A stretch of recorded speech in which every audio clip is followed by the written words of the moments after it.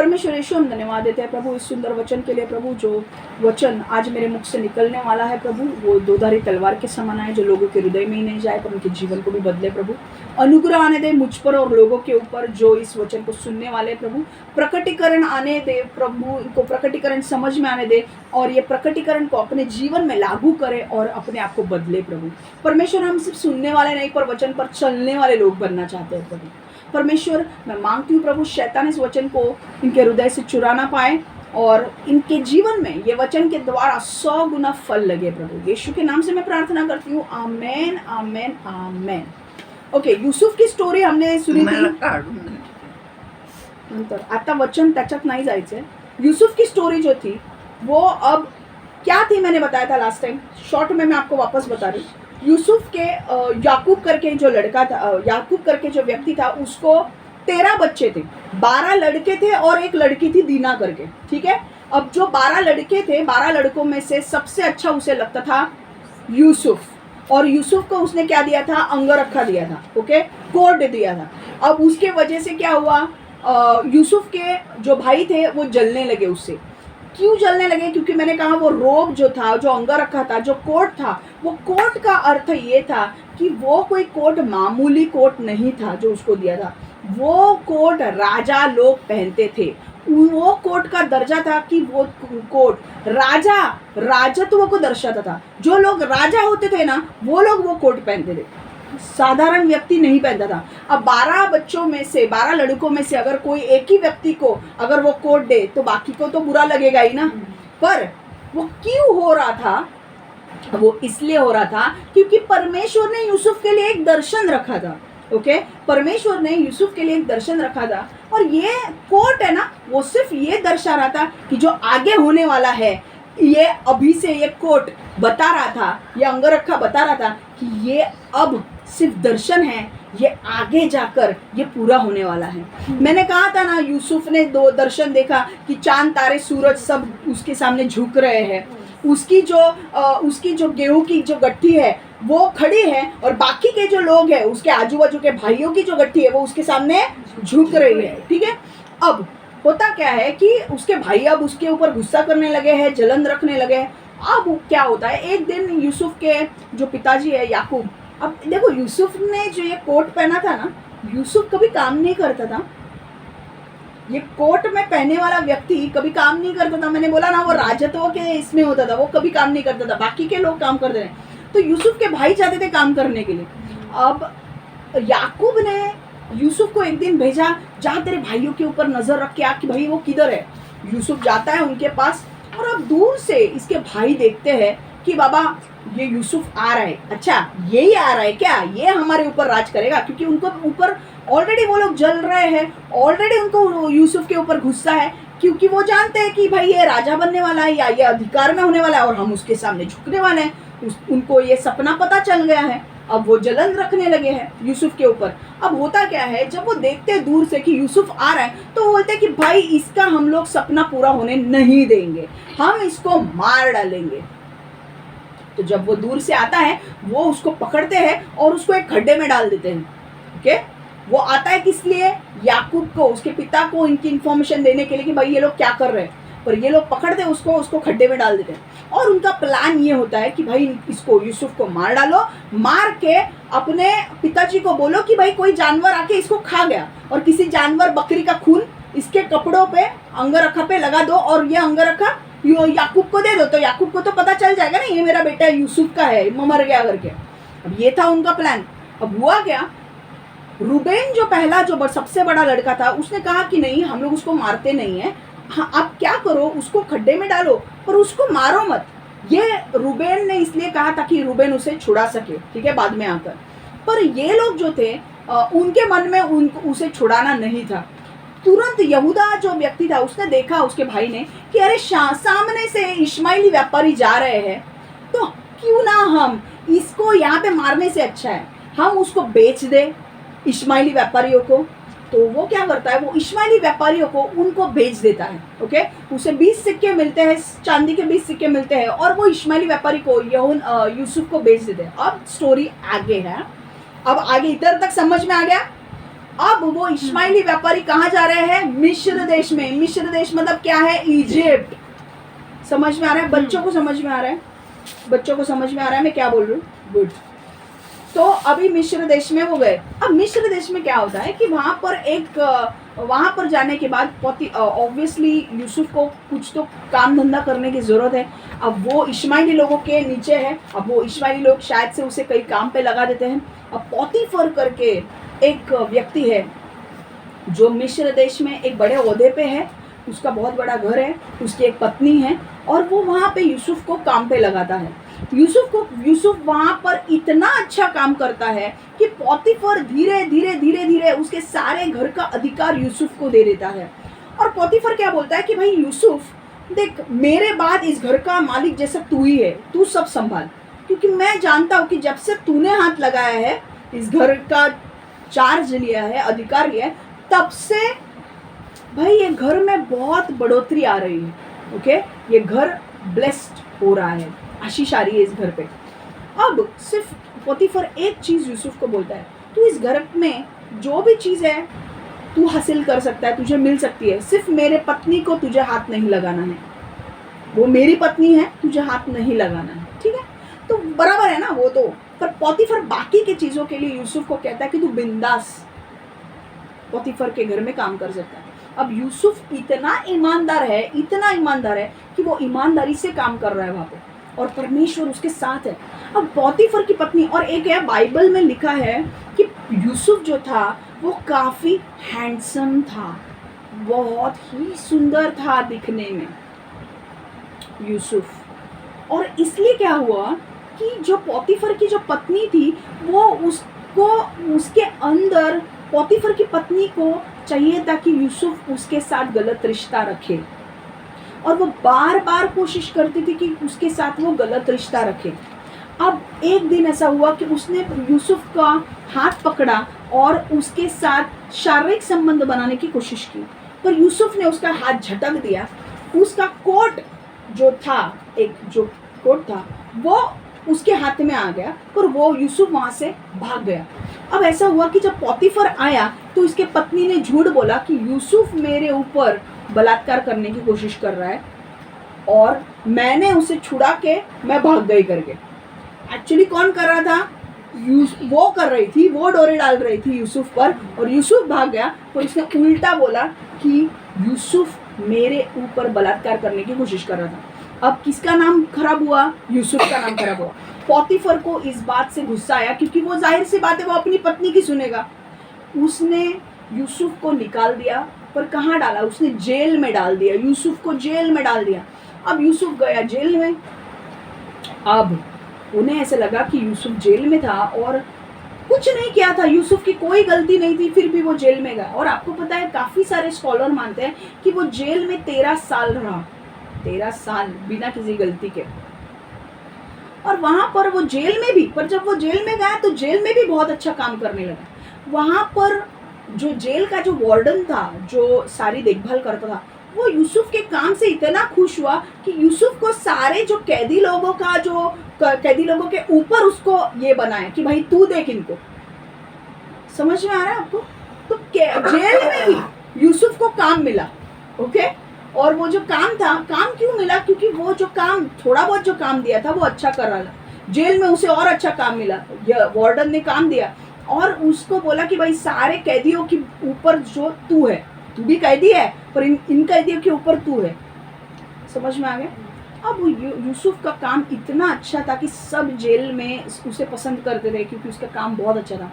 अब हुआ ऐसे एक दिन कि राजा जो था, मिस्र देश का राजा, उसके यहाँ पे एक रोटी पकाने वाला था और एक उसे दाख मधु पिलाने वाला था। दाख मधु पिलाने वाला मतलब राजा को जब दारू देते थे तो वो चखना, पहले खाने, बटलर एंड बेकर बोलते उसको। एक बेकर था, एक बटलर था। बेकर मतलब रोटी पकाने वाला और बटलर मतलब उसको वाइन सर्व करने वाला। जो उसको दारू देता था या खाना देता था, पहले वो चखता था कि भाई उसमें जहर नहीं है ना, उसको बोलते हैं बटलर। ओकर बेकर मतलब जो रोटी पकाने वाला है, ठीक है? अब ये दो जो राजा के पास थे, अब देखो मिस्र देश में क्या होता है, राजा के पास ये दोनों काम कर रहे हैं, राजा कुछ होता है उनके ऊपर भड़क जाता है, उन दोनों को जेल में डाल देता है।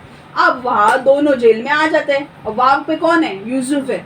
यूसुफ को दिखता है कि ये दोनों जेल में आए हैं पर कुछ दुखी लग रहे हैं, तो वो जाके पूछता है कि भाई क्या हुआ। तो बोलते हैं कि मुझे हमको ना एक सपना आया है और इस सपने का अर्थ हमको पता नहीं है।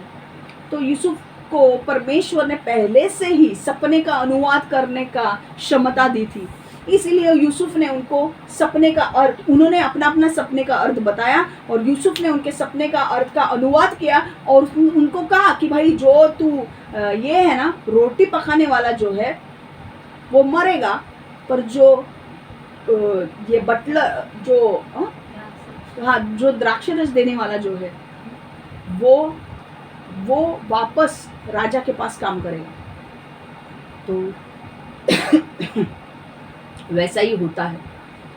3 दिन के बाद राजा उनको बुलाता है, एक जो रोटी पकाने वाले का उसको सिर काट देते हैं, उसका उसे मार डालते हैं, पर जो द्राक्ष रस देने वाला होता है उसे राजा वापस से अपने उसी काम पे रखता है।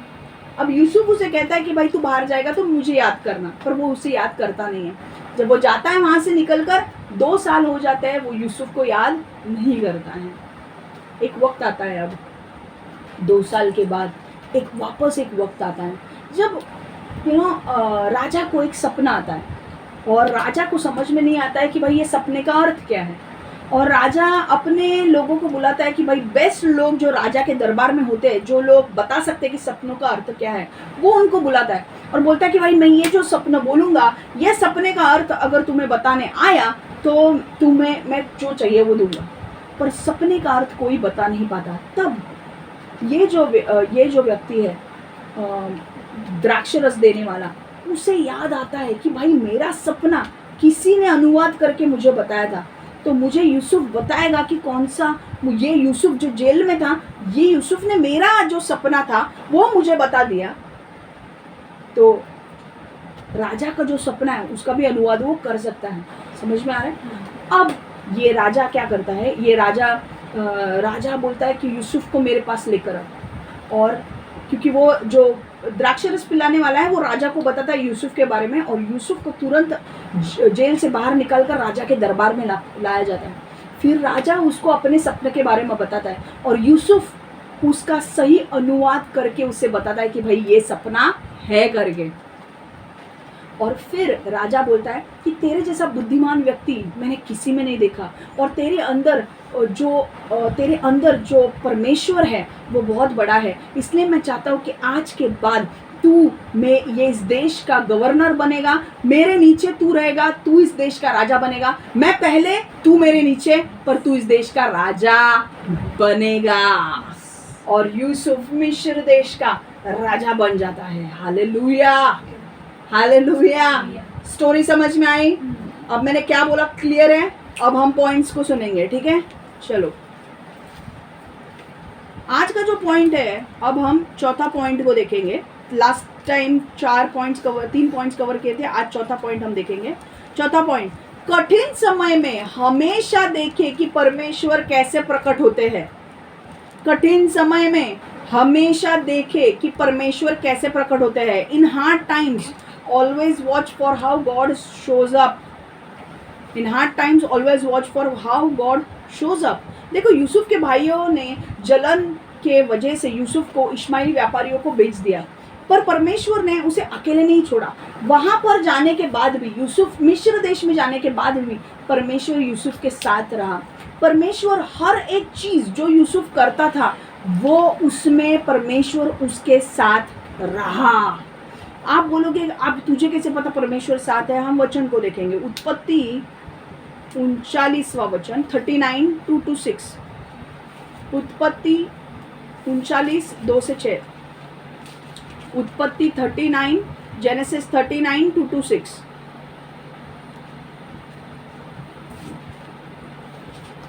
किंतु यहोवा ने यूसुफ की सहायता की, यूसुफ का एक सफल व्यक्ति बन गया। यूसुफ अपने मिस्र स्वामी पोतीफर के घर में रहा।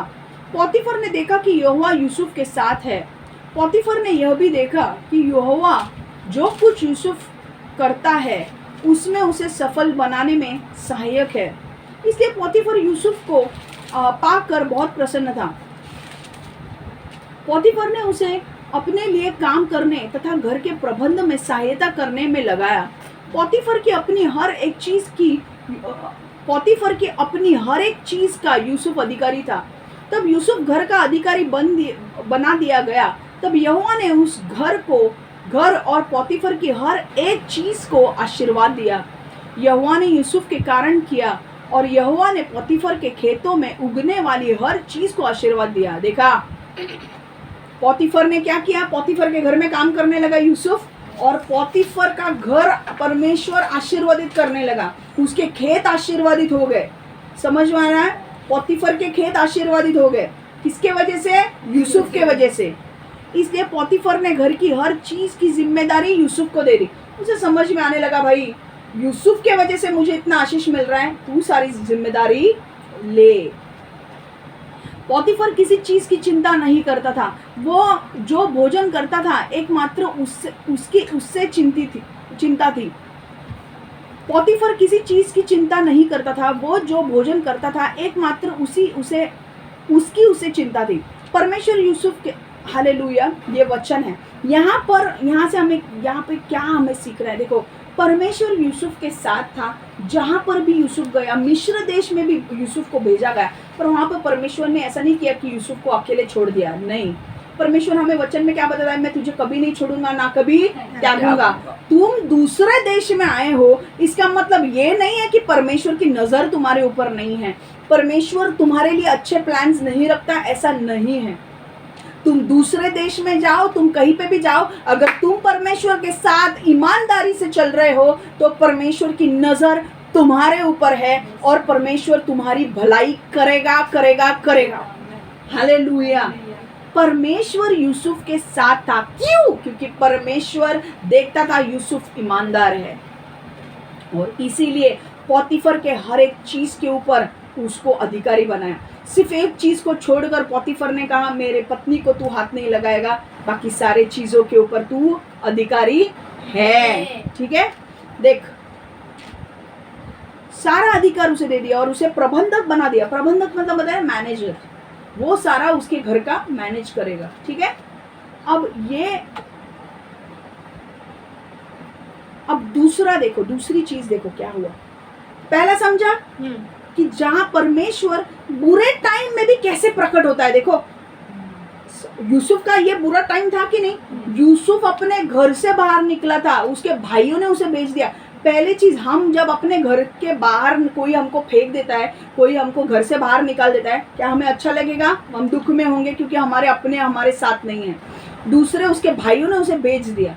वो अपने आप घर से बाहर उसे कोई चुरा के नहीं लेके गया, उसके भाइयों ने उसको भेज दिया, तो वो भी दुख उसके अंदर था। बहुत छोटा था वो, बहुत छोटी उम्र थी, तब यूसुफ को बाहर निकाल दिया गया। क्या उसे दुख नहीं होगा? पर देखो, उसके घर वाले उसके साथ नहीं थे, पर परमेश्वर उसके साथ था। हालेलुया। पोतीफर के घर में भी परमेश्वर ने देखा, भाई तू किधर भी जा, तू कौन से देश में भी जा यूसुफ, क्योंकि तू ईमानदार है, मैं तेरे साथ रहूंगा। तू जहां पर भी जाएगा मैं तेरे साथ रहूंगा। मैं आपको भी यही बोलना चाहती हूँ, आप अगर ईमानदारी से चल रहे हो ना, आप किसी भी देश में जाओ, कहीं पे भी जाओ, परमेश्वर आपका साथ नहीं छोड़ेगा। हालेलुया। देखो, दूसरी चीज, अगर आप बोलोगे और कौन सी चीज है जहां पर परमेश्वर उसके साथ रहा, दूसरी चीज जहां पर परमेश्वर यूसुफ के साथ रहा, वो था जेल। पोतीफर ने यूसुफ को क्यों निकाल दिया? क्योंकि पोतीफर के औरत ने क्या किया? पोतीफर की औरत ने गलत इल्जाम डाला यूसुफ पर कि यूसुफ उसका बलात्कार करने की कोशिश कर रहा था, पर उसने किया नहीं, वो इनफैक्ट भाग गया वहां से। पोतीफर की पत्नी खराब थी, वो प्रलोभन में डाल रही थी यूसुफ को, और यूसुफ वहां से भाग गया। तो अच्छा कौन था? यूसुफ। पर क्या हुआ? पोतीफर ने अपने पत्नी का सुना और कहाँ डाल दिया यूसुफ को? जेल में। अब जेल में भी, अब आप बोलोगे कि यार परमेश्वर, यूसुफ तो इतना अच्छा था, फिर भी यूसुफ के ऊपर इतने प्रॉब्लम्स क्यों आ रहे हैं? प्रॉब्लम्स आएंगे आपके ऊपर, कितना भी आप सीधे मार्ग से चलो, प्रॉब्लम्स आपके ऊपर आएंगे, पर उस प्रॉब्लम्स के बीच में हमारे साथ कौन रहता है वो इम्पोर्टेंट है। अगर हमारे प्रॉब्लम्स के बीच में भी अगर हमारे साथ परमेश्वर है तो हमारा कोई उखाड़ नहीं सकता। हालेलुया। हमें कोई हमें कोई भी बर्बाद नहीं कर सकता अगर हमारे साथ यीशु है तो। यूसुफ के साथ प्रॉब्लम्स थे, उसको पोतीफर से निकाला गया और जेल में डाला गया, प्रॉब्लम था उसके, पर जेल में भी परमेश्वर उसके साथ था। क्यों मैंने कहा? क्योंकि उसको देखो जिम्मेदारी दी गई, जेल में भी, जेल में जिम्मेदारी दी गई। क्यों? क्योंकि वो अच्छा काम कर रहा था। और वहां पर जेल में जो 2 लोग कैदी आए थे, उनका जो सपना था वो यूसुफ ने अच्छी तरह से अनुवाद करके बताया। इसका मतलब क्या है? मुझे आप बताओ, अगर मैं आपको कोई सपना देती हूँ और मैं आपको बोलती हूँ इस सपने का अर्थ बताओ, आपको बताने को आएगा? क्यों नहीं आएगा? आना चाहिए। क्यों नहीं आएगा? क्योंकि परमेश्वर अपने साथ नहीं है। एग्जैक्टली अगर परमेश्वर ने आपको वो गिफ्ट दिया है तो आपको वो सपना इंटरप्रेट करने के लिए, अनुवाद करने के लिए आएगा। पर अगर परमेश्वर नहीं है तो आपको किसी का भी सपना दो, आपको इंटरप्रेट करने के लिए नहीं आएगा। तो इसका मतलब क्या था? अगर यूसुफ उनके सपने का अनुवाद कर रहा है, बता रहा है उनको सपने का अर्थ, इसका मतलब परमेश्वर उसके साथ है। उस परमेश्वर उसके इसमें काम कर रहा है। परमेश्वर उसके साथ काम कर रहा है, यूसुफ के साथ। परमेश्वर का अभिषेक यूसुफ पर है, इसीलिए वो अनुवाद कर रहा है कि नहीं? देखो हम सपनों को देखेंगे क्या था। उत्पत्ति 40:9 से 19 हम पढ़ेंगे। आज थोड़ा वचन बड़ा होगा पर बहुत इंटरेस्टिंग वचन है। रेडी है आप? अच्छा लग रहा है आपको? 40:9 से 19 नहीं भी लगा तो भी मैं लेने वाली हूँ।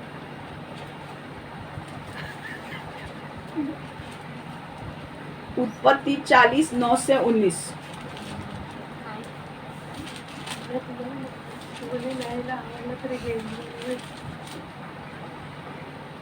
उत्पत्ति 40:9 से 19। दाखमधु देने वाले नौकर का सपना। अभी मैंने क्या कहा था?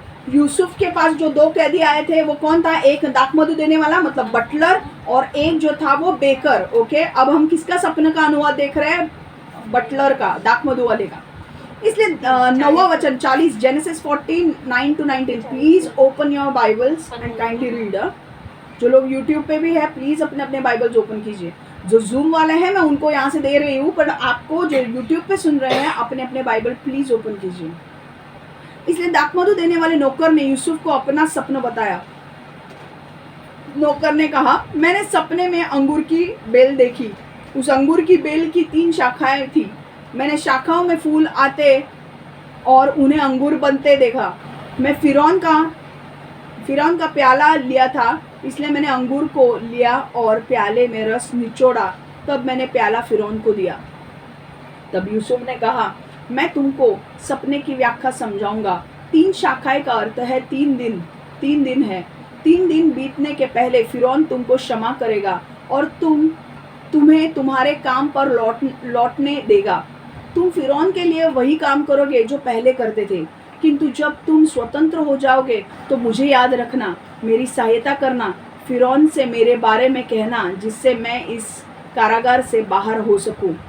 मुझे अपने घर से लाया गया था, जो मेरे अपने लोग हिब्रुओं का देश है। मैंने कोई अपराध नहीं किया है, इसलिए मुझे कारागार में नहीं होना चाहिए। कारागार मतलब जेल। उसने किसको बोला? बोला भाई तू 3 दिन के बाद तू छूटने वाला है और फिरौन राजा वापस तुझे तेरे काम पे रखने वाला है कि नहीं? बड़ी बात। 3 दिन के बाद। और यूसुफ बोलता है तू जाएगा ना, मुझे याद रखना, मुझे इसमें से निकालना। पर कारागर ने, पर बटलर जो था दाखमधु वाले ने उसे याद नहीं रखा। समझ में आ रहा है? देखो अभी रोटी बनाने वाले सपने को देखो, समझ में आया यूसुफ ने कैसे अनुवाद किया?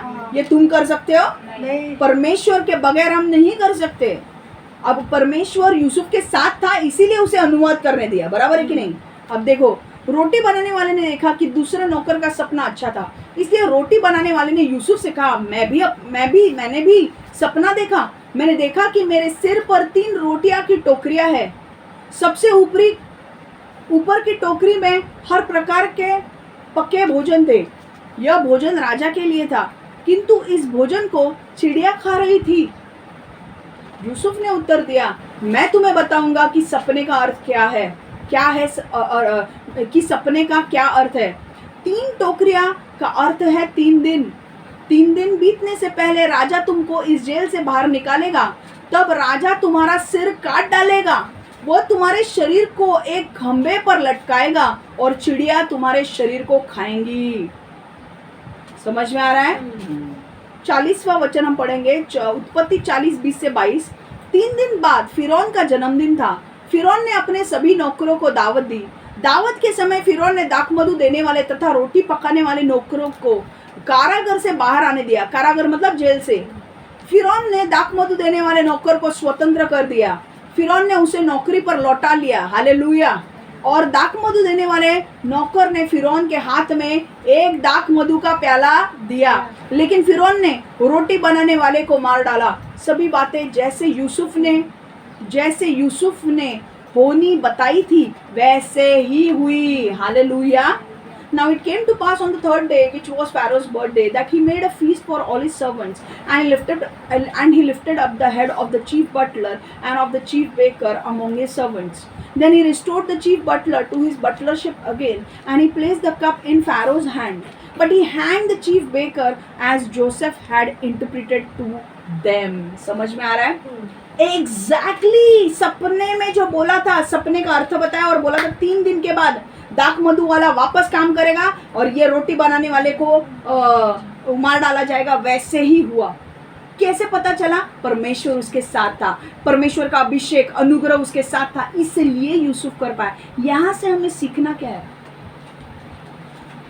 कि जब आपके बुरे दिन आते हैं ना, तभी भी परमेश्वर आपको छोड़ेगा नहीं। अगर आप सीधी तरीके से चल रहे हो, अगर आप परमेश्वर के साथ सही तरीके से चल रहे हो, अगर आप परमेश्वर के वचन पर चल रहे हो, प्रार्थना कर रहे हो, परमेश्वर जो आपको बोल रहा है वैसे चल रहा है, भले ही आपके जीवन में बहुत सारे संकट आ रहे हैं इस वक्त, शायद आपके पास पैसे का आर्थिक संकट हो, शायद आपके पास घर नहीं हो, शायद आपकी शादी नहीं हुई हो, शायद आपके जीवन में कोई बीमारी है, रोग है आपको, और आप बोल रहे हो परमेश्वर मैं सब कुछ सही तरीके से कर रही हूँ, फिर भी मेरे जीवन में है, फिर भी परमेश्वर आपका साथ नहीं छोड़ेगा। अगर आप परमेश्वर के साथ ईमानदारी से चल रहे हो, परमेश्वर आपके बुरे दिनों में भी प्रकट होगा। यूसुफ का किधर था? यूसुफ पोतीफर के घर में, उसके बुरे दिनों में भी। जब उसको बेच दिया गया था, अब वो जो देखो उसको कोड दिया था अंगरखा का मतलब मैंने क्या बोला, वो कोई काम नहीं करता था, अभी वो पोतीफर के घर में नौकर का काम कर रहा था। समझ में आ रहा है? वो घर पे उसके कभी काम नहीं करता था, उसके भाई जाते थे खेत में काम करने के लिए, ये आराम से बैठता था। यहाँ पे पोतीफर के घर में उसको नौकर का काम मिला था। कैसे लग रहा होगा उसको? दुख हो रहा होगा ना, अपने भाइयों ने ही बेच दिया। अच्छा, वो होने के बाद जेल में डाला, जेल में भी उसको लग रहा होगा ना क्या है, पर उसने यीशु को नहीं छोड़ा। पोतीफर के घर में से गलत इल्जाम उसके ऊपर लगाया गया, यीशु को नहीं छोड़ा। उसने बोला नहीं, यीशु मतलब परमेश्वर को। उस टाइम पे यीशु परमेश्वर से भी एक ही है, ट्रिनिटी। ओके, उसके ऊपर मैं वापस बताऊंगी आपको क्या है। पिता पुत्र और पवित्र आत्मा एक ही है। हालेलुया। मैं यीशु भी बोलती हूँ तो गलत नहीं है। उसने परमेश्वर को नहीं छोड़ा, तब उसने जेल में भी जाने के बाद परमेश्वर को नहीं छोड़ा, और परमेश्वर ने भी उसे नहीं छोड़ा। ये महत्वपूर्ण बात है। परमेश्वर ने ऐसा नहीं किया अरे तू जेल में गया तो मैं भूल गया, नहीं, जेल में भी तेरे पास मैं ऐसे लोगों को भेजूंगा। तेरी एग्जिट स्ट्रेटेजी कैसे मैं तुझे निकालूंगा, तेरे लाइफ में मैं ऐसे लोग भेजूंगा जहां पर मैं मेरा अभिषेक तेरे ऊपर डालूंगा, और तेरे अभिषेक से तू उनको बताएगा एग्जैक्टली उनका क्या होने वाला है। और एक वहां का जो दाखमधु पीने वाला वो जो व्यक्ति है ना, वही तेरी सिफारिश राजा से करेगा। और बाद में क्या होता है, राजा उसको कहाँ लेकर जाता है, राजा फिरौन राजा उसको राजा बनाता है देश का। हालेलुया। समझ में आ रहा है? बुरे टाइम पे बुरा टाइम चल रहा है करके रो मत। पूरे टाइम में भी परमेश्वर के साथ सीधे मार्ग पे चलते रहो। आप कहीं पे भी कितने भी खड्डे में भी जाओगे ना, मैं आपको बोल रही हूँ उस खड्डे में यीशु आके आपको बाहर निकालेगा। समझ में आ रहा है? अगर आप सही चल रहे हो ना, परमेश्वर आपको छोड़ेगा नहीं। यूसुफ किधर भी गया, खड्डे में भी गया तो भी परमेश्वर उसके साथ था, इश्माइली व्यापारियों के साथ गया तो भी परमेश्वर साथ था, पोतीफर के घर में भी, जेल में भी, और बाद में वो राजा बना तभी भी परमेश्वर उसके साथ था। उसको कभी अकेला नहीं छोड़ा। अगर आप परमेश्वर के साथ ईमानदार रहते हो ना, तो परमेश्वर आपको कभी भी नहीं छोड़ेगा। कई बार हम भटक भी जाते हैं, फिर भी परमेश्वर हमें नहीं छोड़ेगा। हालेलुया। दूसरा पॉइंट, ईमानदारी और आज्ञाकारिता हर समय झूठ को हराती है। ईमानदारी और आज्ञाकारिता हर समय झूठ को हराती है। Integrity and obedience beat lies all the time. Integrity and obedience beat lies all the time. देखो, सबसे महत्वपूर्ण चीज़ जो हम यूसुफ के जीवन से सीखते हैं वो है उसकी ईमानदारी। ईमानदारी मतलब क्या? सच्चाई से चलना, उसे बोलते हैं ईमानदारी। ठीक है, उसे बोलते हैं इंटेग्रिटी। सच्चाई से चलना, सच्चाई से रहना। वो किसके साथ सच्चाई से चल रहा था? परमेश्वर के साथ सच्चाई से चल रहा था। परमेश्वर के साथ उसकी ईमानदारी थी। समझ में आ रहा है? जब यूसुफ पोतीफर के घर में काम करता था तो पोतीफर ने यूसुफ को उसके सारे घर का अधिकार दे के रखा था। इधर देखो, सब लोग इधर देखेंगे। पोतीफर का सारा अधिकार यूसुफ ने यूसुफ को देकर रखा था। ऐसी कोई भी चीज़ नहीं थी जो यूसुफ उसके घर में हासिल नहीं कर सकता था। हर चीज़ यूसुफ की थी, सिर्फ एक चीज़ को छोड़कर, उसके पत्नी को छोड़कर। ओके, पोतीफर की पत्नी यूसुफ के साथ व्यभिचार करने की कोशिश कर रही थी। पोतीफर की पत्नी, तो आपको पता है बाइबल में लिखा है कि यूसुफ बहुत हैंडसम था। अगर बाइबल अगर कुछ भी लिखता है ना कि यूसुफ हैंडसम था, बहुत सुंदर था, इसका मतलब वो सुंदर था। बाइबल जिसको जो खराब दिखता है उसको खराब बोलता है और जो अच्छा दिखता है उसको अच्छा दिखता है बोलता है। रेचल बहुत सुंदर थी तो वो सुंदर थी। लिया के बारे में नहीं लिखा था कि लिया बहुत सुंदर थी, नहीं, रेचल थी तो रेचल थी। यूसुफ सुंदर था, वो एक अट्रैक्टिव था, वो चार्मिंग था। उसको देखकर लोग खींचे चले जाते थे उसके पीछे। और यही गलती पोतीफर की पत्नी के अंदर क्या था? व्यभिचार का आत्मा था। और वो क्या करना चाहती थी? उसके अंदर वो व्यभिचार का आत्मा आके यूसुफ को गिराना चाहता था, क्योंकि उसे पता है कि अगर यूसुफ पाप करेगा तो यूसुफ के साथ परमेश्वर नहीं रहेगा। पर यूसुफ ने क्या किया? यूसुफ ने बोला, जब पोतीफर की पत्नी उसके साथ उसे लुभाने के लिए आ रही थी, अभी देखो ना, अगर पोतीफर की पत्नी के साथ यूसुफ को क्या फर्क पड़ता था? अगर वो गलत शारीरिक संबंध भी बनाता था तो भी किसी को पता नहीं चलता, क्योंकि कौन था उसके घर में? वही था। पोतीफर की पत्नी भी नहीं बताती। पर देखो उसकी ईमानदारी, वो इससे नहीं डरता था, उसके पोजीशन से, वो इससे डरता था कि परमेश्वर मुझे देख रहा है। मैं अगर पाप करूं, यहाँ पर पोतीफर को भी नहीं समझेगा, ना किसी को समझेगा, पर मेरा एक परमेश्वर है जो मुझे देख रहा है। जब मैं पाप करता हूँ वो मुझे देखता है और मुझे वो नहीं करना है, क्योंकि मुझे ईमानदारी से चलना है परमेश्वर के साथ। तुम जितना पवित्रताई से चलोगे उतनी परमेश्वर की उपस्थिति तुम्हारे ऊपर उतरेगी। जितना पवित्र तुम तुम्हारे शरीर को रखोगे, मैंने कहा ना मरियम के इस वक्त भी, मरियम को परमेश्वर ने इस्तेमाल किया। उसका एक कारण था उसकी शारीरिक सेक्सुअल प्यूरिटी, शारीरिक जो फिजिकल प्यूरिटी थी उसकी, जो शरीर में, वो पूरी तरह से क्या थी? होली थी, पवित्र थी। यूसुफ ने पोतीफर के पत्नी को हटा दिया, वो भाग गया वहां से। उसका कोट पत्नी के हाथ में आ गया, पर वो वहां से भाग गया। समझ में आ रहा है? यूसुफ, देखो, पोतीफर की पत्नी यूसुफ के साथ व्यभिचार करने की कोशिश करती थी, पर यूसुफ उसकी हर कीमत पर उससे दूर रहने की कोशिश करता था। क्यों? क्योंकि यूसुफ ईमानदार और परमेश्वर का भय मानने वाला लड़का था, जो परमेश्वर के आज्ञा पर चलता था। हालेलुया।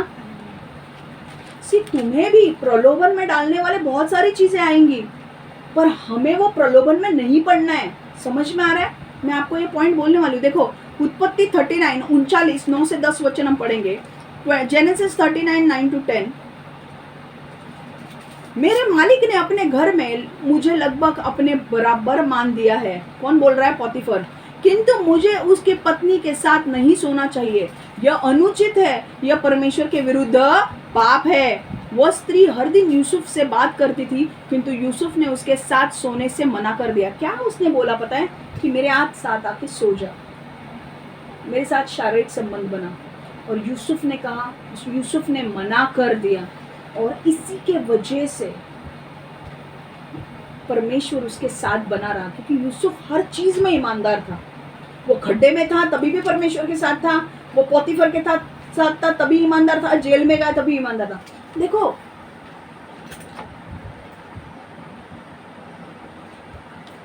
मैं इंग्लिश में एक बार बता रही हूँ। There is no one greater in this house than I, nor has he kept back anything from me but you, because you are his wife. How then can I do this great wickedness and sin against God? So it was as he spoke to Joseph day by day, as she spoke to Joseph day by day, that he did not heed her to lie with her or to be with her. देखो यहाँ से हमें सीखना क्या है? आप परमेश्वर के साथ जब चलोगे ना, तो बहुत से प्रलोभन आपके जीवन में आएंगे। आपको शैतान हराने की कोशिश करेगा, पर एक चीज से आप शैतान को हरा सकते हैं, आपकी ईमानदारी से। आपकी ईमानदारी, वचन शुरुआत में पॉइंट क्या मैंने बोला, क्या? ईमानदारी और आज्ञाकारिता, integrity and obedience beat all lies all the time. जब आप परमेश्वर के उपस्थिति में चलते हो, हाँ, आप सीधे मार्ग पे चल रहे हो, तुमको क्या लगता है शैतान ऐसे ही बैठेगा और आपको देखते जाएगा, वाह वाह वाह वाह बहुत अच्छा चल रहा है परमेश्वर के साथ? नहीं नहीं नहीं नहीं, वो प्लान करेगा कि मैं तुझे कैसे गिराऊं। और सबसे महत्वपूर्ण प्लान, वो आपका वीकनेस देखेगा कि कौन सा पॉइंट सबसे आपके जीवन में कमजोर है। क्या आप शारीरिक रूप में कमजोर हो, क्या आप इमोशनल कमजोर हो, आपकी कौन सी कमी है, वहां पर वो अटैक करेगा। वो अटैक करेगा। वो अगर आप दारू पीने की कमजोरी आपको, वो उसके आपके सामने वो दारू पीने वाले लोगों को लेकर आएगा। क्यों? क्योंकि उसको पता है इसकी कमजोरी दारू पीना है। वो दारू बेवड़े लोगों को तुम्हारे सामने लेकर आएगा। तुम्हारी कमजोरी अगर पोर्नोग्राफी है तो गलत, आप यूट्यूब पे भी वीडियो देख रहे हो, गलत गंदे वीडियो यूट्यूब पे लाएगा वो, अगर तुम्हारी कमजोरी वो है तो। अगर तुम्हारी कमजोरी शारीरिक कमजोरी है, मतलब तुम्हें बार बार शारीरिक संबंध बनाने की आदत है, व्यभिचार करने की आदत है, तुम्हारे एक लड़की हो गई, उसके साथ तुमने किया, उसके बाद दूसरी लड़की आएगी, दूसरा हो गया फिर तीसरी आएगी, तीसरा हो गया फिर चौथी आएगी, चौथा हो गया पांचवी आएगी, और आप इसी साइकिल में बने रहोगे। मैं ये सिर्फ लड़कों के लिए नहीं बोल रही हूँ, लड़कियों के लिए भी बोल रही हूँ कि लड़कियों के लिए लड़के, एक के साथ हो गया फिर दूसरा, दूसरा के साथ हो गया फिर तीसरा, तीसरा के साथ हो गया फिर चौथा। ये क्यों? और आपको समझेगा भी नहीं कि मैं क्यों कर रहा हूं। मैं आप इसलिए कर रहे हो क्योंकि शैतान आपके ऊपर वो चाल डाल रहा है। क्योंकि एक लड़की आपको भाव दे रही है, इसका मतलब ये नहीं है कि आप गलत काम करें। क्योंकि पोतीफर की पत्नी यूसुफ को भाव दे रही थी, अरे यार मुझे तो तू बहुत अच्छा लगता है, मुझे तुझसे बात करनी है, give me your phone number, I will text you. लड़कियां आएंगी पर हमें ईमानदार रहना है। लड़के आएंगे पर हमें क्या रहना है? हमें ईमानदार रहना है। हमें ईमानदार किससे रहना है? परमेश्वर के साथ रहना है। मैं सिंगल लोगों के लिए बोलना चाहती हूँ यहाँ पर, जिनकी शादी हो गई उनके लिए नहीं, क्योंकि ये महत्वपूर्ण पॉइंट है जो सिंगल लोगों के लिए, जो यूट्यूब पे भी मैं बोल रही हूँ। आपके जीवन में अगर आपकी शादी नहीं हुई है, बच के रहो, क्योंकि परमेश्वर की योजना आपके लिए बड़ी है। परमेश्वर ने आपके लिए किसी ना किसी को तो रखा है आपके जीवन में। जस्ट बिकॉज वो लड़की आई नहीं है या वो लड़का आया नहीं है और मेरे को कोई दूसरी लड़की भाव दे रही है या दूसरा लड़का भाव दे रहा है, इसलिए मैं उसके साथ जाऊंगा और गलत चीजें करूंगा, ये गलत है। परमेश्वर परखेगा, परमेश्वर बोलेगा मैं आपको रियल चीज बताऊं, परमेश्वर ने मेरे लिए कोई लड़का रखा है, राइट?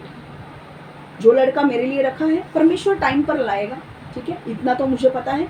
और वो लड़का कोई बाहर का नहीं होगा, वो यीशु के पीछे चलने वाला ही होगा, राइट?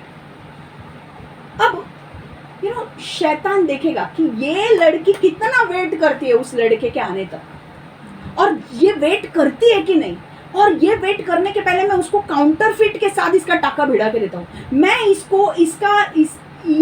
टेस्ट करता हूँ क्षमा को। मैं सिर्फ क्षमा एक उदाहरण दे रही हूँ, मैं सभी सिंगल्स के लिए बोल रही हूँ।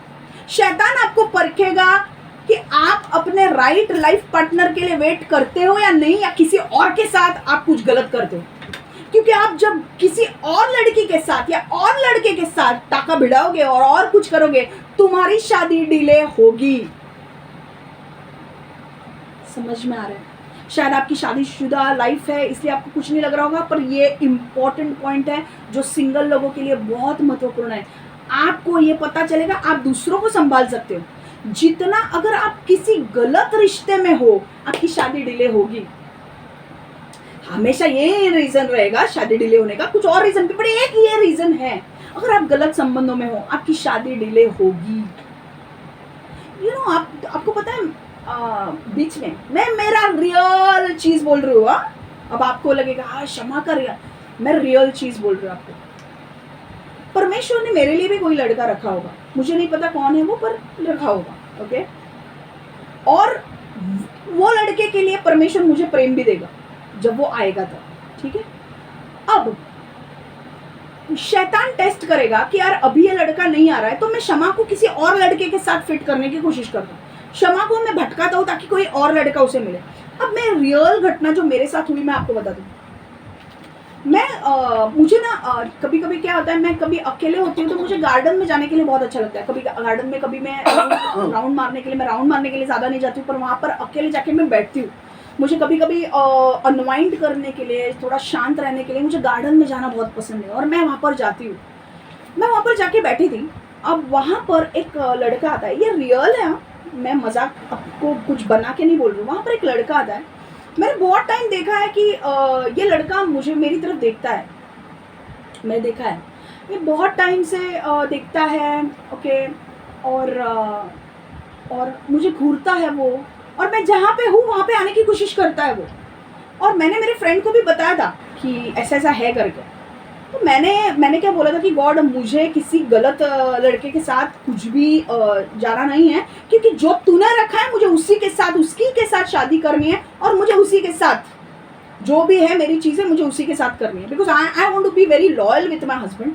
आई वॉन्ट टू बी, मुझे मेरे पति के साथ ईमानदार रहना है, भले वो अभी आया नहीं है पर मुझे उसके साथ ईमानदार रहना है। I want to be loyal, I want to be have an integrity with him, कि मेरे पति के साथ और परमेश्वर के साथ मुझे ईमानदारी से चलना है। और ये जो लड़का है, उस दिन देखो मैं उस दिन गई गार्डन में, मैं बैठी हूँ, ये लड़का मेरे पीछे खड़ा है, मुझे पता ही नहीं। मैंने तुरंत, मुझे ऐसे लगा कि मेरे पीछे कोई खड़ा है, मैंने देखा तो वही लड़का था। मैंने देख के ऐसे किया कि मैंने देखा नहीं। वो मेरे बाजू में आके बैठा, वहाँ पर एग्जैक्ट एक जगह है वहाँ पर बाजू में आके बैठा, और जैसे बैठा ना तो मेरे अंदर ना बहुत अनकंफर्टेबल फील हो रहा था। और पता है इस टाइम उसने इसके पहले वो क्या करता था, वो सिर्फ मुझे देखता था, पर इस टाइम उसने क्या किया, इस टाइम वो मेरे बाजू में बैठकर मुझे घूर रहा है वो, और मुझे समझ में आ रहा है कि मुझे घूर रहा है, और वो ऐसे कर रहा है, ऐसे कर रहा है। अब मैं बात नहीं कर रही हूँ तेरे साथ, तेरी बात किसी और के साथ हो नहीं रहा है, तो तू ऐसा क्यों कर रहा है, क्यों कर रहा है। मैंने उसको देखा, उसने कहीं और देखा तुरंत, और मेरे अंदर ना अशांति अशांति अशांति आने लगी। पीस नहीं था मेरे अंदर। पवित्र आत्मा ने तुरंत मुझे बोला यहाँ से निकल, यहाँ से निकल। मैं तुरंत, क्यों पता है, क्योंकि वो नेक्स्ट स्टेप मुझसे बात करने की कोशिश करने वाला था। वो इसलिए कर रहा था क्योंकि मैं उसको देख नहीं रही थी, और उसे बोलने के लिए नहीं हो रहा था, वो स्टेप लेने के लिए नहीं हो रहा था उसको। और मुझे तुरंत पवित्र आत्मा ने कहा कि यहाँ से निकल। क्यों मुझे बोला पवित्र आत्मा ने, क्योंकि पवित्र आत्मा को पता है कि क्षमा, तेरे लिए जो लड़का रखा है तुझे उसी के साथ करना है, और मुझे भी वैसे ही करना है। मेरे लिए जो लड़का रखा है मुझे उसी के साथ मुझे शादी करनी है, मुझे उसी के साथ बाकी जो भी चीज़ें करनी है मुझे उसी के साथ करनी है। बाकी मुझे किसी के साथ फ्लर्ट वर्ट नहीं करना है, क्योंकि ये शब्द मेरे डिक्शनरी में नहीं है। मुझे बाकी किसी के साथ फ्लर्टिश बिहेवियर नहीं रखना है, क्योंकि मेरे लिए जो परमेश्वर ने रखा है वो मेरे लिए उत्तम है, और मुझे उसके साथ लॉयल रहना है, ऑनेस्ट रहना है, इंटीग्रिटी में रहना है। क्योंकि वो अभी तक आया नहीं है, इसका मतलब ये नहीं कि मैं किसी के साथ भी जाके करूं। पहली तो चीज, मुझे परमेश्वर का दिल नहीं तोड़ना है। और मुझे पता है कि अगर मैं किसी काउंटर, उसको बोलते हैं गलत लोग जब शैतान लेकर आता है ना, एक चीज जो सिंगल लोगों को मैं बोलती हूँ, आपकी शादी डिले होगी अगर आप गलत काउंटरफिट लोगों के साथ हो तो। काउंटरफिट मतलब कौन है, काउंटरफिट मतलब वो लोग जिनको परमेश्वर ने आपके लिए रखा नहीं है, वो जो शैतान जानबूझकर आपके जीवन में लेकर आता है ताकि आपके लिए जो रियल पर्सन है वो आपको ना मिले और आप दूसरे लोगों के साथ भटक जाए।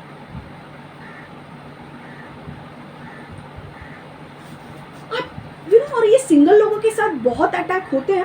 आप देखो कि सिंगल लोगों, बहुत सारे मेरे सहेलियों ने भी मुझे बोला है, अरे शमा ये लड़का मुझे देखता रहता है, वो लड़का मुझे देखता रहता है। मैं उनको बोलती हूँ, देखो हमको परमेश्वर ने हमारे लिए जो राइट लड़का रखा है ना, हम उसी के लिए वेट करेंगे, और जब वो आएगा हम उसके साथ शादी करेंगे। ऐसा नहीं है कि मुझे लड़कों के साथ बात करने में एलर्जी है, मुझे बिल्कुल प्रॉब्लम नहीं है लड़कों के साथ बात करने के लिए, पर जहां पर जब मुझे समझ में आता है कि बॉस ये मेरे साथ फ्लर्ट करने की कोशिश कर रहा है, तो सॉरी, मैं उससे दूर रहती हूँ, क्योंकि वो लड़का मेरे लिए नहीं है। जो लड़का मेरे लिए है, परमेश्वर मुझे क्लियर बताएगा कि ये लड़का तेरे लिए है, और मैं उससे बात करूंगी, डेफिनेटली मैं बात करूंगी, मैं उससे मिलूंगी भी, क्योंकि वो परमेश्वर की ओर से है। भाई समझ में आ रहा है तुमको? सिंगल लोगों के लिए मैं बात कर रही हूँ, मैं रिकॉर्डिंग भी जानबूझ के कर रही हूँ यहाँ पर यूट्यूब पे, ताकि आपको समझ में आए, जो लोग सिंगल लोग सुन रहे हैं।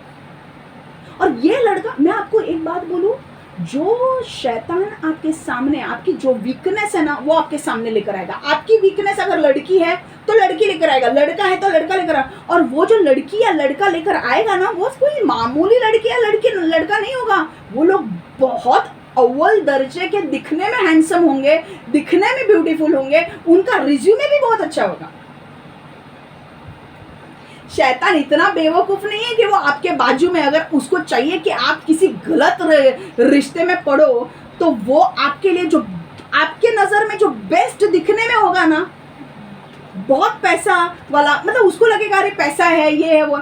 मेरे लिए वो मायने नहीं रखता, मेरे लिए ये मायने रखता है परमेश्वर ने मेरे को किसके लिए जोड़ा है, मेरे को उसी के साथ ऑनेस्टली रहना है। मेरे लिए ये मायने रखता है कि परमेश्वर ने मेरे लिए कौन रखा है, मुझे उसी के साथ शादी करनी है। तो ये जो लड़का था, ये लड़का कोई खराब दिखने में नहीं था, ये हैंडसम था लड़का, ये लड़का हैंडसम था। अगर आप बोलोगे अरे ये महाराष्ट्रन, ये लड़का महाराष्ट्रन ही है, मैं ये नहीं बोल रही कि मुझे महाराष्ट्रन से ही शादी करनी है, नो, जो परमेश्वर ने मेरे लिए रखा है मैं उसके साथ शादी करने वाली हूँ। पर मैं एक चीजें बोल रही हूँ, अगर आपको लगेगा ना, आपको जो चीजें पसंद है ना लड़के में, वो वही चीज है, वही टाइप की लड़का या लड़की आप में लाएगा। पर मैं आपको बोलूं, आप अगर गलत लड़का या लड़की के गए, जो परमेश्वर ने आपके लिए रखा नहीं है, वो लड़का या लड़की आपकी जीवन बर्बाद करके रखेगा। आप उसके साथ कभी खुश नहीं रहोगे। आप भले ही थोड़े टाइम के लिए आप खुश रहोगे, पर आप हमेशा के लिए खुश नहीं रहोगे, क्योंकि वो आपके लिए है ही नहीं। मैं आपको बोलूं, एक पेन दो, पेन दो, देखो ये है पेन, राइट? मैं इसको अलग करती हूं। जो परमेश्वर ने आपके लिए रखा है ना, ये पेन की तरह है। आपका जो, अगर आप लड़की हो, ये लड़का है, ये बराबर से फिट होगा इसको, ये पेन का ये फिट बराबर से होगा। पर अगर आप कौन सा भी दूसरा लो, दूसरा कवर लो, अगर दूसरा कवर है आपके पास, अगर कोई दूसरा कवर हो, ये पेन इसके अंदर जाएगा नहीं, अगर कवर दूसरा है तो।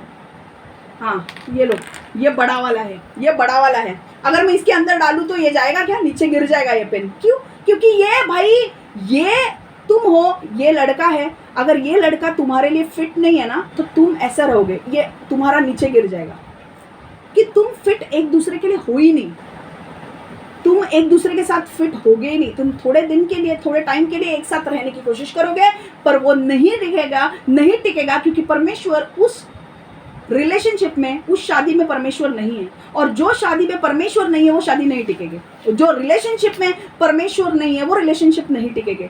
आप बोलोगे यार मेरी एक भी रिलेशनशिप टिकती नहीं है। भाई तुम फाइंड आउट करने की कोशिश करो कि परमेश्वर ने एक्चुअली तुम्हारे लिए किसको रखा है, तुम उसको मिलो, तुम्हारा ऐसा होने वाला है। तो जब तुम राइट लड़के से मिलोगे, राइट लड़की से, तो ये देखो उसके लिए मैच होने वाला है।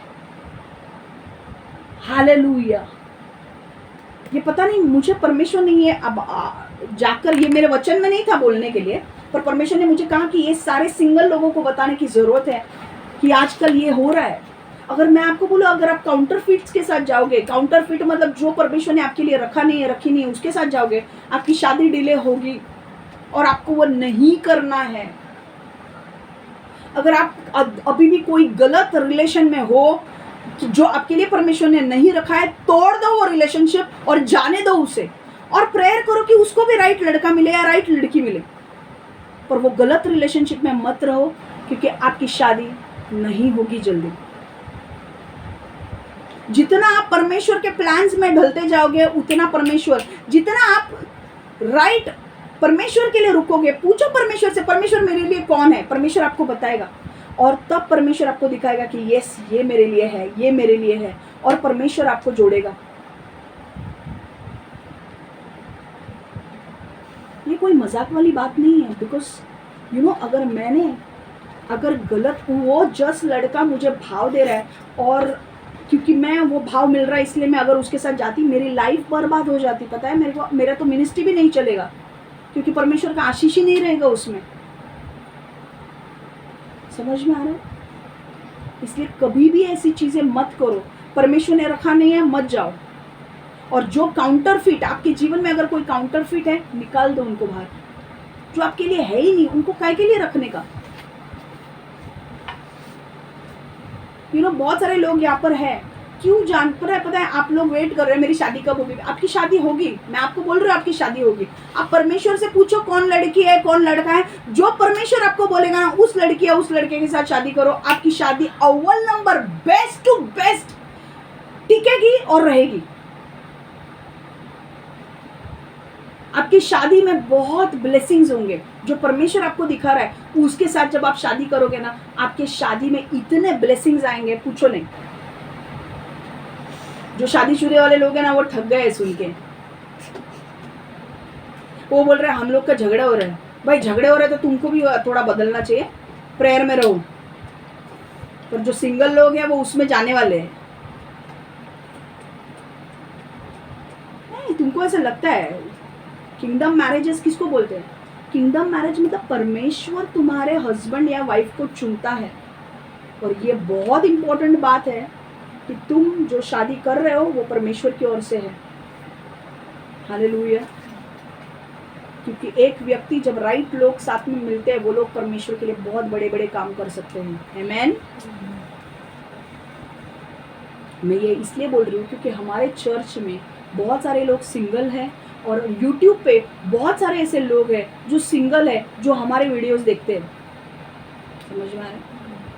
आगे मत्ती 5:27 से 28 हम वचन पढ़ेंगे। तुम जानते हो कि यह कहा गया है, व्यभिचार मत करो, किंतु मैं तुमसे कहता हूँ कि यदि कोई किसी स्त्री को वासना की आंख से देखता है तो वह अपने मन में पहले ही उसके साथ व्यभिचार कर चुका है। You have heard that it was said to those of old, you shall not commit adultery. But I say to you that whoever looks at a woman to lust for her has already committed adultery with her in his heart.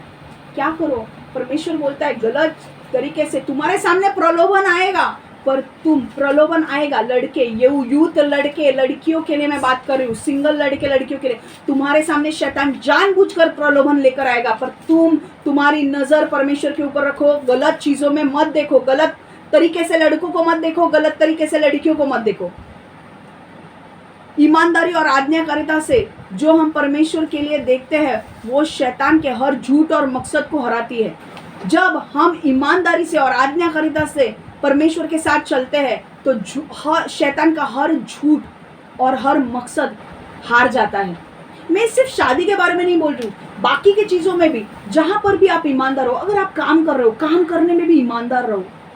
अगर लोग आपके बारे में काम में भी आपके विरुद्ध कुछ जाके बोल रहे हैं आपके बॉस को, आप ईमानदारी से काम करो, परमेश्वर आपको संभाल लेगा।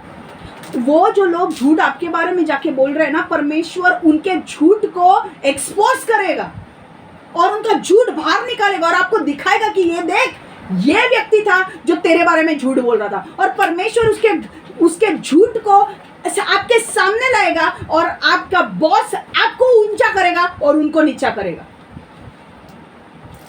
मैं ये सिर्फ शादी के लिए नहीं बोल रही हूँ, हर क्षेत्र में ईमानदारी से रहो, आज्ञाकारिता में चलो, परमेश्वर के वचन पर चलो, हर क्षेत्र में परमेश्वर आपको ब्लेस करेगा। मुझे माफ करना, आपको आज सिंगल लोगों के विषय में बहुत कुछ सुनना पड़ा, बट परमेश्वर मुझे बोल रहा था ये बातें बोलनी है। कुछ लोग हैं जो यूट्यूब पे सुन रहे हैं, उनके लिए इम्पोर्टेंट है।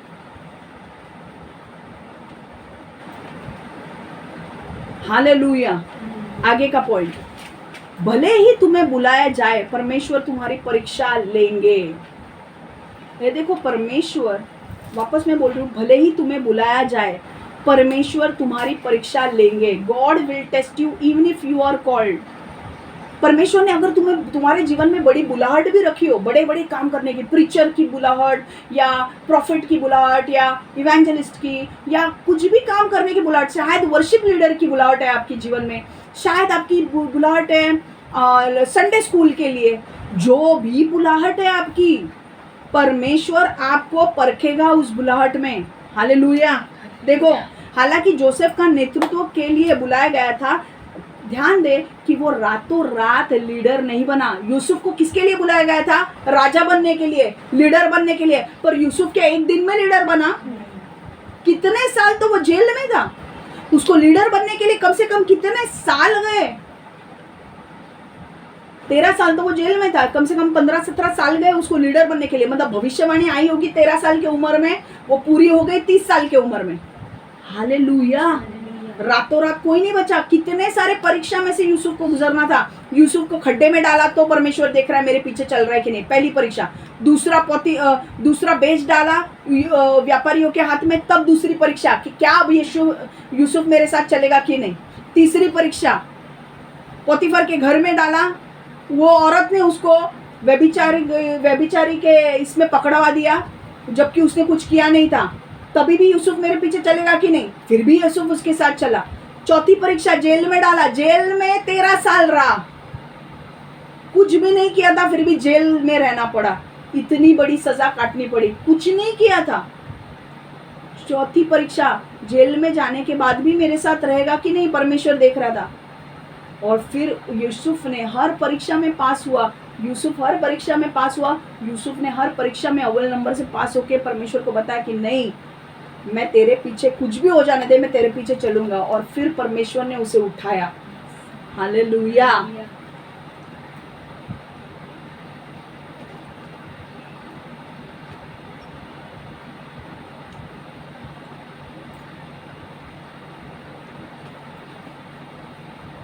परमेश्वर को यह सुनिश्चित कर रहा था कि हर छोटी छोटी चीज़ों में वफादार रहेगा या नहीं, इससे पहले कि उसे संभालने के लिए अधिक चीज़ें दी जाए। देखो, परमेश्वर आपको रातों रात वर्शिप लीडर या ब्रांच लीडर या इवेंजलिस्ट, प्रॉफिट, ये रातों रात नहीं बनाएगा। आपको परीक्षा में डालेगा और आपको परीक्षा में देखेगा कि भाई मैं छोटी जिम्मेदारी इनको दे रहा हूँ। अब जिम्मेदारी है इनकी चाय बांटने की, ये चाय बांटने की जिम्मेदारी बराबर से पूरे करते हैं कि नहीं। या अब जिम्मेदारी है बैनर लगाने की, शमा ने बोला है हर रविवार बैनर लगाने का काम इनके ऊपर आएगा, तो वो बैनर लगाते हैं कि नहीं। परमेश्वर देखेगा कि शमा को ही लगाना पड़ता है बैनर, देखेगा परमेश्वर। और तुम जब जिम्मेदारियों में, जब जो काम तुमको क्षमा देगी या परमेश्वर तुम्हें देगा, वो काम में जब तुम पास हो जाओगे, जब तुम करोगे, तब परमेश्वर छोटी जिम्मेदारी में जब तुम विश्वासु रहोगे, परमेश्वर तुम्हें बड़ी जिम्मेदारी देगा हैंडल करने के लिए। आज तुम चाय बांटने का काम कर रहे हो, आज तुम पानी देने का काम कर रहे हो, आज तुम माइक लगाने का काम कर रहे हो, आज तुम और कुछ छोटा काम कर रहे हो। एक वक्त आएगा परमेश्वर तुम्हें प्रीचिंग करने के लिए खड़ा करेगा। क्यों? क्योंकि वो छोटी चीजें हैं, वो छोटी चीजें तुमने सही से की है। अब परमेश्वर ने देख लिया है कि ये छोटी चीजों में ईमानदार रहता है, अब मैं इसको बड़ा कुछ दूंगा करने के लिए। हालेलुया। यूसुफ हर क्षेत्र में पास होता गया। खड्डे में पास हुआ, यीशु के मुझे परमेश्वर के पीछे चलना है। इश्माइली लोगों ने को बेच दिया, मुझे परमेश्वर के पीछे चलना है। अब पोतीफर के यहाँ पे झूठ बोला गया उसके खिलाफ, फिर भी मुझे परमेश्वर के पीछे चलना है। उसने छोड़ा क्या परमेश्वर को? नहीं। जेल में गया तो भी मुझे परमेश्वर के साथ चलना है। वो आदमी को उसका अनुवाद करके दिया, उसने याद नहीं किया, फिर भी वो दुखी नहीं हुआ, बोला फिर भी मुझे परमेश्वर के साथ चलना है। और जब परमेश्वर की सारी परीक्षा पूरी हुई, परमेश्वर ने बोला अब तेरी बारी आ गई, अब मैं तुझे निकाल रहा हूँ, अब तू राजा बनेगा। और जब वो राजा बना, ऐसा राजा बना वो, उसने बाकी के सारे देशों की मदद की। जब अकाल आया, किसी देश में खाने के लिए नहीं था, सिर्फ मिस्र देश में धान्य था। और यूसुफ वो सारे लोग जो गरीब लोग उसके पास आते थे, उनको धान्य दे रहा था, जीने के लिए, खाने के लिए दे रहा था वो। अगर आप बाइबल पढ़ो तो उसमें वो स्टोरी है। ऐसा राजा, उसके जैसा कोई नहीं था, इतना बेस्ट वो राजा बना। तो क्या बिना परीक्षा के बना वो? नहीं। स्टैंडर्ड 1 डायरेक्टली 10th में जाते हो क्या? स्टैंडर्ड 2nd 3rd 4th पास होने के बाद ही अब अलग जाते हो ना? वैसे ही परमेश्वर तुम्हारी परीक्षा लेगा। देखो अभी एक चीज़ मुझे आपको बोलनी है कि जब परमेश्वर हमारी परीक्षा लेगा तो हम पास कैसे हो सकते हैं? आप बोलेंगे क्षमा मेरे को डर लगता है रे, परमेश्वर परीक्षा लेगा। परमेश्वर परीक्षा लेगा तो आप परीक्षा में कैसे उत्तीर्ण करते हो, मतलब how do you pass in the test. एक चीज़, हमेशा अपना सर्वश्रेष्ठ दे। जो भी आप करें, जो भी परमेश्वर ने आपके लिए काम दिया है, आज काम मानो रंजना को बोला मैंने अभी आगे से तू बैनर लगाएगी, वो बैनर लगाने का काम मैंने उसको दिया। अब वो परमेश्वर उसे देखेगा कि वो अपना सर्वश्रेष्ठ देना है रंजना को वो बैनर लगाने के लिए। अपना जो भी काम परमेश्वर ने आपको दिया है वो सर्वश्रेष्ठ दे। भले ही आपको अपनी नौकरी या आप जिस स्थिति में हो या पसंद है या नहीं, फिर भी ऐसे स्थिति में भी परमेश्वर ने जो काम दिया है उसमें विश्वासु बने रहे, अपना काम बेस्ट करें। मेरा बॉस अभी आया नहीं है, चल मैं छुट्टी मार के जल्दी निकल जाता हूँ। परमेश्वर बोलेगा क्या प्रमोशन मिलेगा? बिल्कुल प्रमोशन नहीं मिलेगा। तेरा बॉस नहीं देख रहा है पर एक बड़ा कैमरा तुझे देख रहा है, वो परमेश्वर। बॉस नहीं आया है, चल गप्पे मारता हूँ मैं। बॉस नहीं आया है, चल जो चाहिए वो करता हूँ। नहीं, बॉस आए या नहीं आए, तुम्हारा काम परफेक्ट करो क्योंकि परमेश्वर देख रहा है। तुम्हारा बॉस को पता भी नहीं रहेगा, परमेश्वर इसके अंदर कार्य करेगा, इसको प्रमोशन दे। मेरा बॉस नहीं आया है, मेरा बॉस दूसरी जगह पे गया है, मैं इधर टाइम पास करती हूँ, इधर गप्पे मारती हूँ। हाँ, परमेश्वर देखता है। हालेलुया। जो भी परमेश्वर आपको काम दे, चाय बांटने का काम हो, चाय अच्छी तरह से बांटो। ऐसा नहीं कि ये मुझे अच्छा लगता है इसको डबल चाय दो, ये मेरे को अच्छा नहीं लगता उसको चाय मत दो, ऐसा नहीं। हालेलुया। करते हैं लोग।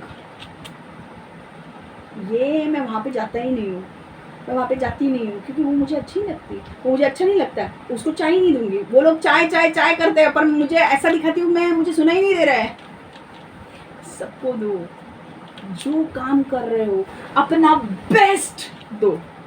जो काम कर रहे हो, अब वो प्रीचिंग हो, इवेंजलिज्म का हो, अपोस्टोलिक हो, प्रोफेटिक हो, जो काम परमेश्वर ने छोटे से छोटा बड़े से बड़ा आपको दिया है वो काम परफेक्ट करो। परमेश्वर आपकी वफादारी के स्तर को देख रहा है कि अगर आप छोटे से काम को सही तरीके से करते हो कि नहीं। अब ये बच्चों की जिम्मेदारी क्या है? परमेश्वर ने बोला नहीं है कि तुमको बहुत वचन समझने की जरूरत है, पर बैठो बिना हाथ में गेम्स लिए, वो कर रहे कि नहीं ये देखेगा परमेश्वर। ये दोनों बच्चे बैठे हैं, गेम्स नहीं ले रहे, वेरी गुड, परमेश्वर आगे उनको बड़ा काम देगा। बाहर जाकर बच्चे टाइम पास भी कर सकते हैं पर ये दोनों यहाँ पे बैठे, परमेश्वर खुश होगा इनके लिए। समझ में आ रहा है? परमेश्वर आपकी वफादारी के स्तर को देखता है कि कितने वफादार हो, कितने ईमानदार हो, कितने विश्वासु हो। How faithful you are with the God. परमेश्वर की चीजों के साथ तुम कितने विश्वासु हो। How faithful are you with God's things. क्या सिर्फ संडे को दिखाना है मैं ये कर रहा हूँ वो कर रहा हूँ, बाकी के दिन गए, बाकी के दिन जो मेरे मन में आए वो मैं करती हूँ या करता हूँ। गॉड भी वैसे करेगा। अरे तेरे मन में जब तेरा, तो मैं भी मेरे मन में जब आएगा ना तेरे लाइफ में करूंगा। बाइबल में कहता है जो मेरा आदर करेगा मैं उसका आदर करूंगा। तुम जितना परमेश्वर को आदर देने के लिए अपने लाइफ में से कचरा निकालते जाओगे ना, अपने आप को बेहतर बनाते जाओगे, उतने लाइफ में आपके ब्लेसिंग्स ब्लेसिंग्स ब्लेसिंग्स आते रहेंगे। हालेलुया। वो आपके लिए मौका लाएगा और आपके बड़े आशीष देगा जैसे उसने यूसुफ के जीवन में किया। जब आप वफादारी से छोटे छोटे काम में विश्वासु रहते हो ना, परमेश्वर आपके लिए एक आने वाले दिनों में एक मौका ऐसे लाएगा जब परमेश्वर आपको ऊंचा उठाएगा और आपको नए पद पर लेकर जाएगा। कैसे किया उसने यूसुफ के लिए? देखो अब उत्पत्ति 41 38-41 पढ़ेंगे आप। Genesis 41 38-41, genesis 41 38-41। फिरौन ने अपने अधिकारियों से पूछा, क्या तुम लोगों में से कोई इस काम को करने के लिए यूसुफ से अच्छा व्यक्ति ढूंढ सकता है? परमेश्वर की आत्मा ने इस व्यक्ति को सचमुच बुद्धिमान बना दिया है। फिरौन ने यूसुफ से कहा, परमेश्वर ने ये सभी चीज़ों में तुमको दिखाई है, इसलिए तुम्हें ही सर्वाधिक बुद्धिमान हो, इसलिए मैं तुमको देश का प्रशासक बनाऊंगा। जनता तुम्हारे आदेशों का पालन करेगी। मैं अकेला इस देश में तुमसे बड़ा प्रशासक रहूंगा। एक विशेष समारोह और प्रदर्शन था जिसमें फिरौन ने यूसुफ को प्रशासक बनाया। तब फिरौन ने यूसुफ से कहा, मैं अब तुम्हें मिस्र के पूरे देश का प्रशासक बनाता हूँ। हालेलुया। प्रशासक मतलब हेड मतलब वो राजा बन गया। हालेलुया। समझ में आ रहा है? छोटे में विश्वासु रहो, परमेश्वर आपको बड़ी चीजें देगा। आज जो चीजें तुमको मिलने वाली है उसमें विश्वासु रहो, परमेश्वर तुम्हें बड़ी चीजें देगा। हालेलुया। लास्ट पॉइंट, मैं यहाँ पे स्टॉप करूँ या आगे जाऊँ? किसको चाहिए आगे जाओ? आगे जाओ। मजा आ रहा है आपको? Are you happy? खुश हो आप? कम ऑन, एक 10 मिनट में ये पॉइंट हो जाए। कि पर 7वां पॉइंट, परमेश्वर अच्छी तरह से जानता है कि नेतृत्व करने के लिए कौन तैयार है। परमेश्वर अच्छी तरह से जानते हैं कि नेतृत्व करने के लिए कौन तैयार है। God really knows your readiness for leadership. परमेश्वर अच्छी तरह से जानते हैं कि नेतृत्व करने के लिए कौन तैयार है। God really knows your readiness for leadership. अरे कभी कभी क्या होता है पता है, हमको टाइम के पहले हमको चाहिए होता है। अगर परमेश्वर ने आपको एक गवाही भी, भविष्यवाणी भी दी होती कि हम मुझे प्रीचर बनना है, तो कई लोग क्या करते हैं, प्रीचर का टाइम आया ही नहीं है तो भी उनको प्रीचर बनना होता है। पर परमेश्वर आपको परखेगा कि क्या सच में आप उस चीज के लिए रेडी हो या नहीं। हालेलुया। पर परमेश्वर को जब पता चलेगा कि नहीं नहीं नहीं अब वो रेडी है, परमेश्वर तुरंत आपको वो मौका देगा। देखो परमेश्वर ने लीडर बनाने के लिए यूसुफ के बड़े भाइयों को क्यों नहीं चुना। देखो ये पॉइंट इंपॉर्टेंट है। अब ये 2 पॉइंट में समझाने वाली बहुत इंपॉर्टेंट है, समझ लो। परमेश्वर ने अच्छी तरह से जानते हैं कि नेतृत्व करने के लिए कौन तैयार है। अब देखो यूसुफ के 12 भाई थे और उनको एक बहन थी, तो याकूब को टोटल 13 बच्चे थे। ओके, दीना एक बहन थी और 12 भाई थे। यूसुफ के 12 भाई भी लीडर बन सकते थे कि नहीं? यूसुफ के बड़े भाई भी लीडर बन सकते थे ना, पर वो लोग नहीं बने। क्यों? क्योंकि उनका हृदय खराब था। उनका हृदय पूरी तरह से दुष्ट था। वो कभी अच्छा सोच ही नहीं सकते थे, वो बुरा ही सोचते थे।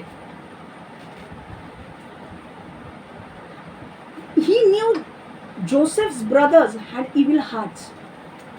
उसको पता था, परमेश्वर को पता था कि जोसेफ के जो भाई है ना, उनका हर एक का हृदय खराब है, दुष्ट है।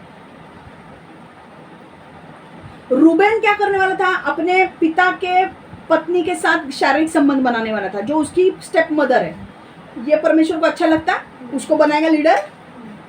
नहीं। अब बाकी के बच्चों का क्या हुआ? देखो अब ऐसा हुआ कि यूसुफ, एक देखो अब ये स्टोरी क्या होती है मैं बता दूं। यूसुफ को मारने के पहले उसके जो भाई थे ना, उसके भाइयों ने पूरे शहर के लोगों को मार डाला जिन लोगों ने उनके बहन का बलात्कार किया था। अब हुआ ऐसे था कि याकूब अपने मामा के घर पे गया था, लबान के यहाँ पे, और वहाँ पर उसे रेचल मिल गई, उसकी पत्नी, और वहीं पे लिया भी मिल गई। वहाँ दोनों के साथ उसने शादी की और दोनों से उसको बच्चे हुए 13। 12 लड़के 1 लड़की, उसमें से 1 लड़की थी दीना। अब हुआ क्या था, परमेश्वर ने उसे वहाँ पे भेजा था। अब परमेश्वर ने याकूब से कहा कि भाई तू अभी लौट जा तेरे घर पे, अब वहाँ पे मत रहे तेरे मामा के यहाँ पे, अब तू लौट जा। अब वो यहाँ से, अभी हमारे जैसा गाड़ी वाड़ी नहीं थी, तो वो लोग क्या एक दिन में नहीं आते थे, उनको बहुत बड़ा सफर तय करना पड़ता था। तो गाँव गाँव में रुक के फिर वो आते थे। अब ऐसा ही हुआ कि याकूब जब वापस अपने सारे बच्चों को लेकर आ रहा था, तो एक नगर में रुका थोड़े टाइम के लिए, फिर वो 2-4 दिन वहाँ पे रुकेगा और फिर आगे जाएगा। अब ये नगर में जब वो रुका तो उसकी जो लड़की थी दीना करके, वो देखने गई, अरे नगर की लड़कियां कैसी है, बाहर कैसा है, क्या है।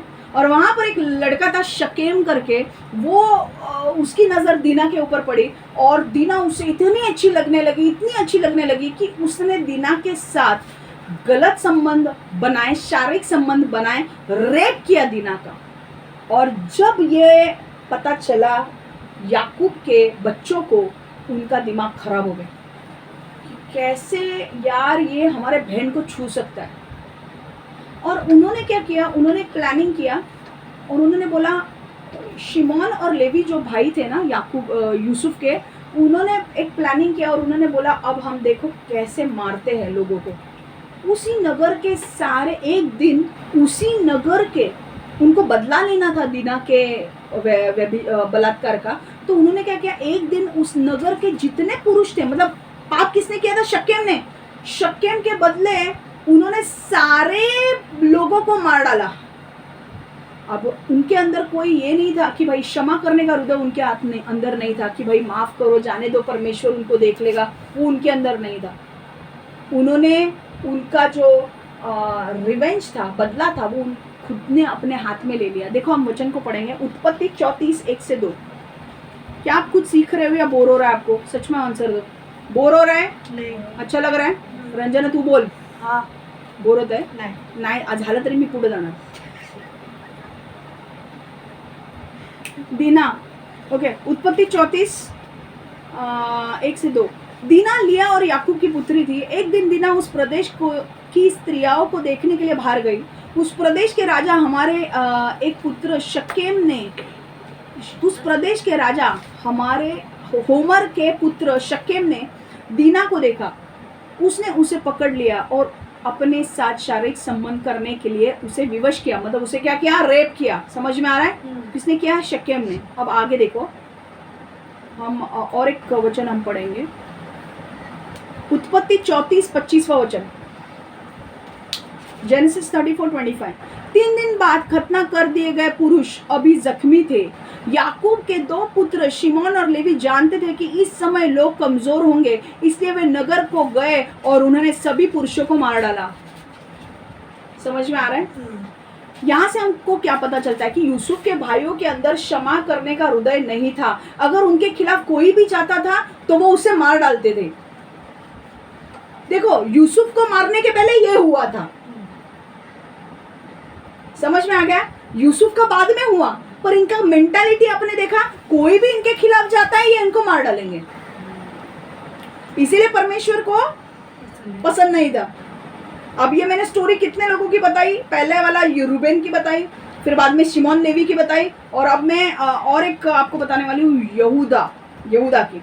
समझ में आ गया आपको? इसीलिए उनके अंदर सच्चाई, ईमानदारी नहीं थी और वे परमेश्वर की आज्ञा में नहीं चलते थे। इसीलिए परमेश्वर ने शिमोन लेवी को नहीं चुना, रूबेन को नहीं चुना, बाकी के भाइयों को भी नहीं चुना। मैं हर एक की स्टोरी आपको नहीं बता सकती, पर परमेश्वर को पता था कि इनका हृदय क्या है। भाई, ये अपने में ही मस्त है और इनको सिर्फ अपनी पड़ी है, बाकी लोगों की कुछ पड़ी नहीं है। समझ में आया? देखो, और एक पॉइंट सुनना है क्या? मजा आएगा आपको। यहूदा ने अपने बहू से बच्चे पैदा करने का अधिकार छीनने की कोशिश की। यहूदा, अब सेकंड पॉइंट जो था ना, देखो, एक बच्चा था यहूदा का। एक पॉइंट मैं बोल रही हूँ, क्यों परमेश्वर को यहूदा भी अच्छा नहीं लगा? हालांकि यहूदा के वंशावली से ही यीशु आया है, पर यहूदा को भी परमेश्वर ने नहीं चुना। क्यों? देखो क्यों। देखो, यहूदा ने क्या किया ना, यहूदा को 3 बच्चे थे। 3 बच्चों का नाम था एर, ओनन और शेला। एर, ओनन और शेला, ठीक है। एर की शादी तमार करके एक लड़की के साथ हुई, ओके। और एर जो था ना, वो हृदय में खराब था, पापी था वो हृदय में, और परमेश्वर ने ये देखा और परमेश्वर को ये बात बिल्कुल अच्छी नहीं लगी, इसलिए परमेश्वर ने एर को मार डाला। दुष्ट था वो एर उसके हृदय में, और इसीलिए परमेश्वर ने एर को मार डाला, मर गया एर। अब यहाँ पर नियम क्या था उस टाइम पर? नियम ये था कि अगर एक विधवा औरत है, उसका अगर पति मर जाता है तो उसके पत्नी के अगर उसका पति मर जाता है तो पति के जो भाई है ना, वो भाई वो विधवा औरत से शादी करेंगे, और जो बच्चा होगा ना, वो बच्चा किसके नाम पे होगा? पहले जो लड़का जो मर गया है ना, भाई उनका, उसके नाम पे वो बच्चे का ये होगा, उसको हिस्से मिलेंगे। समझ में आ रहा है?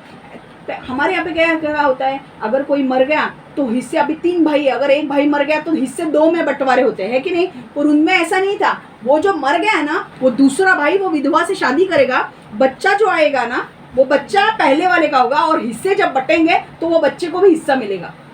समझ में आ रहा है? अब उसकी शादी होती है, तमार की शादी की जाती है ओनान के साथ। ओनान के साथ तमार की शादी होती है। अब होता क्या है, ओनान जब शारीरिक संबंध बनाने के लिए जाता है तमार के साथ, तो उसे पता होता है कि भाई ये जो लड़का मैं अगर इसको दूंगा तो वो मेरा लड़का नहीं होगा, मेरे भाई के लिए होगा। इसीलिए उसे गुस्सा आता है और वो उसे गर्भवती होने नहीं देता, उसे वो गर्भवती होने नहीं देता है। मैं ज़्यादा डिटेल में नहीं जाऊंगी, आप बाइबल इंग्लिश में पढ़ रहे हो तो आपको समझेगा कि क्या हुआ। समझ में आ रहा है? वो गर्भवती उसे होने नहीं देता है। वो जानबूझकर, जब उसे पता है कि अब गर्भवती हो सकती है, वो नहीं होने देता है। समझ में आ रहा है? ये परमेश्वर देखता है। परमेश्वर ये देखता है कि ऐसा नहीं है कि ये गर्भवती हो नहीं सकती तमार। ये जब ये कर रहा है शारीरिक संबंध, तो वो सही तरीके से नहीं कर रहा है। वो जानबूझ के उसको गर्भवती होने नहीं दे रहा है। वो उसके जो उसे करना चाहिए वो नहीं कर रहा है। समझ में आ रहा है? और इसीलिए जब वो परमेश्वर जब देखता है ये सारी चीज़ें, तो वो ओनान को भी मार डालता है, क्योंकि ओनान को बच्चा देना चाहिए था। ऐसा नहीं था कि वो बीमार था, वो कर नहीं पा रहा था, वो सब कुछ सही तरीके से कर रहा था, पर वो जानबूझ के उसको गर्भवती नहीं बना देना था। उसको जब वो समय आता था, वो कहीं और डाल देता था, कहीं और चीज़ें करता था। आप हिंदी बाइबल गर्भवती होने नहीं देता था, ठीक है?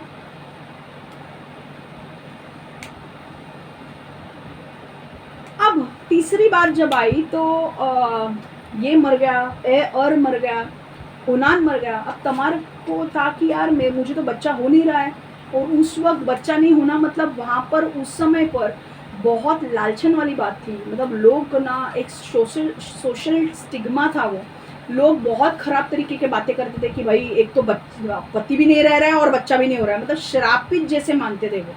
और इसलिए तमार भी इतनी बेचैन होती थी ना कि मुझे बच्चा चाहिए, मुझे बच्चा चाहिए। अब शेला जो था वो बहुत छोटा था, और यहूदा को क्या लगा मेरे 2 बच्चे इसके वजह से मर गए हैं। अब एक्चुअली उनको पता नहीं था कि वो लोग खराब थे, इसलिए वो लोग मर गए, परमेश्वर ने उनको मार डाला। वो बोल रहा था अगर मैंने शेला की शादी भी इसके साथ कर दी तो शेला भी मर जाएगा, इसलिए वो शेला को दे नहीं रहा था। इसलिए उसने क्या बोला, तू अभी अपने पिता के घर में जाके रह, बाद में मैं तुझे बुलाऊंगा। पर जब शेला बड़ा हुआ तभी भी उसने शेला की शादी तमार के साथ करने नहीं दी। और आखिर में ऐसा होता है कि यहूदा उसकी बीवी मर जाती है और उससे बुरा लगता है, और वो किसी वेश्या के पास जाता है। और वो वेश्या कौन होती है? और कोई नहीं पर उसकी बहू होती है तमार, और तमार के साथ उसके शारीरिक संबंध बनते हैं। तो ये क्या परमेश्वर को बहुत पसंद है क्या? पर फिर भी परमेश्वर ने होने दिया, ठीक है, क्योंकि यही वंशावली से आगे यीशु आने वाला था। पर मुझे बोलना क्या है आपको कि इसके जो भाई थे वो हृदय के खराब थे, और ये परमेश्वर जानता था। और इसके विपरीत यूसुफ कैसा था? यूसुफ का नेचर कैसा था? यूसुफ बहुत ही नम्र था। यूसुफ बहुत नम्र था, आज्ञाकारी था, वो परमेश्वर की बातों पर चलता था, वो परमेश्वर का भय मानने वाला लड़का था। इसलिए परमेश्वर ने यूसुफ को चुना राजा बनने के लिए। मैं आपको एक बात बोलूं, यहाँ पर ना, आपको अगर बड़े बड़े पोजीशंस पे अगर जाना है, आपको अगर बड़ा लेवल पे आपको कुछ इम्पैक्ट करना है, या बड़े पोजीशंस पे जाना है आपको, तो एक बात है कि परमेश्वर आपके इंटेंशंस को देखता है, मोटिवेशंस को, कि आपका हृदय कैसा है वो देखता है। अगर आपका हृदय साफ है ना, परमेश्वर आपको बहुत ऊंचे लेवल पर उठाएगा। भले आज अगर आप बोलेंगे कि अरे यार पर मैं तो पढ़ा लिखा नहीं हूँ, परमेश्वर को फर्क नहीं पड़ता आप पढ़े लिखे हो या नहीं। आपके हृदय अच्छा है ना, तो आप बिना पढ़े लिखा भी होगा ना, तो भी परमेश्वर आपको ऊंचे स्तर पर लेकर जाएगा। आप पढ़े लिखे नहीं होगे तो भी आपका हृदय अगर अच्छा होगा, आपका दिल साफ होगा, अगर आप परमेश्वर का भय मानने वाले लोग होंगे, अगर परमेश्वर के वचन पर चलने वाले लोग होंगे, परमेश्वर आपको उठाएगा। पर जो बहुत पैसे वाले लोग हैं, उनको लगता है अरे यार हमारे यहाँ पे पैसों से सब काम होगा, परमेश्वर बोलेगा नहीं, कितना भी कर, अगर तेरा हृदय अच्छा नहीं है मैं तुझे आगे लेकर नहीं जाऊंगा। जितना आप अपना हृदय साफ रखोगे, जितना आप अपने आप को बदलोगे, उतना परमेश्वर आपको ऊंचा उठाएगा। और यूसुफ के केस में वही हुआ। यूसुफ हमेशा परमेश्वर के साथ चलता था, वो आज्ञाकारी रहा। जब प्रॉब्लम्स आए तो उसने यीशु को नहीं छोड़ा, उसने परमेश्वर को नहीं छोड़ा, वो चलता रहा परमेश्वर के पीछे।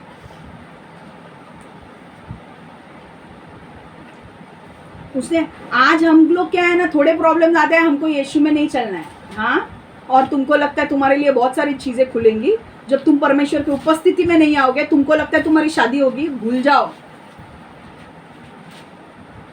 तुम्हारे जीवन में थोड़े प्रॉब्लम आते हैं, तुम परमेश्वर से दूर चले जाते हो। आज परमेश्वर वही परख रहा है कि आज जब तुम्हारे जीवन में प्रॉब्लम्स आ रहे हो तभी भी तुम मेरे पीछे चल रहे हो कि नहीं, ये परीक्षा है तुम्हारी। अगर तुम नहीं चल रहे हो, परमेश्वर तुमको लगता है तुम्हारे जीवन में बहुत कुछ खोल के देगा, बिल्कुल नहीं खोलेगा वो। समझ में आ रहा है? तो यहाँ से हमें सीखना क्या है? एक चीज मुझे बोलना बहुत जरूरी है। जब यदि यहाँ से हमें क्या सीखना है कि परमेश्वर मूर्ख नहीं है, उसे सब अक्ल है, और यदि आपका चरित्र अच्छा है तो आपको बड़े बड़े पद इससे नवाजेगा, आपको बड़े बड़े पद देगा। लेकिन यदि आपका चरित्र अच्छा नहीं है तो वो आपको बड़ी बड़ी चीज़ें संभालने के लिए नहीं देगा। He will not trust us with things that he knows your character can not carry. तुम्हारा चरित्र बहुत महत्वपूर्ण है। तुम वो पोजीशंस पे, बड़े वाले पोजीशंस पे तभी रह सकते हो जब तुम्हारा चरित्र अच्छा है। जब तुम्हारा चरित्र खराब है, परमेश्वर तुम्हारे बड़े पोजीशंस पे नहीं जाने देगा, जाने नहीं देगा ही नहीं वो जाने। पर अगर तुम जाते भी और अगर तुम्हारा चरित्र खराब है, वो तुम्हें डिमोट करेगा, वो तुम्हें नीचे गिरा देगा, नहीं लेकर जाएगा अगर तुम्हारा चरित्र खराब है तो। कितने लोग बड़े पोजीशंस पे जाना चाहते हैं, परमेश्वर के लिए बड़े काम करना चाहते हैं? 2 बार सोच रहे हो? कितने बार, कितने को करना है परमेश्वर के लिए बड़े काम करना है? जो भी है, आप अभी जो छोटी चीजें जो आपको परमेश्वर देता है ना, उसमें विश्वास रहो। आप सोचो, आप टाइट डालते हो, आप ऑफरिंग डालते हो, आप छोटी छोटी चीजें जो आपको परमेश्वर ने करने के लिए दिया, आप वो कर रहे हो, आपको परमेश्वर उठाएगा। हालेलुया। ओके, पॉइंट्स हम रिवाइज करेंगे वापस। कौन से पॉइंट हमने लिए आज? आपको बहुत टाइम लग रहा है ना, आज हुआ है? हाँ, कितने लोग थक गए हैं? हाँ, थक गए। फिर भी क्या फर्क क्या पड़ता है? नहीं ना। Very good. 4th पॉइंट, कठिन समय में हमेशा देखिए कि परमेश्वर कैसे प्रकट होते हैं। Okay, in hard times always watch for how God shows up.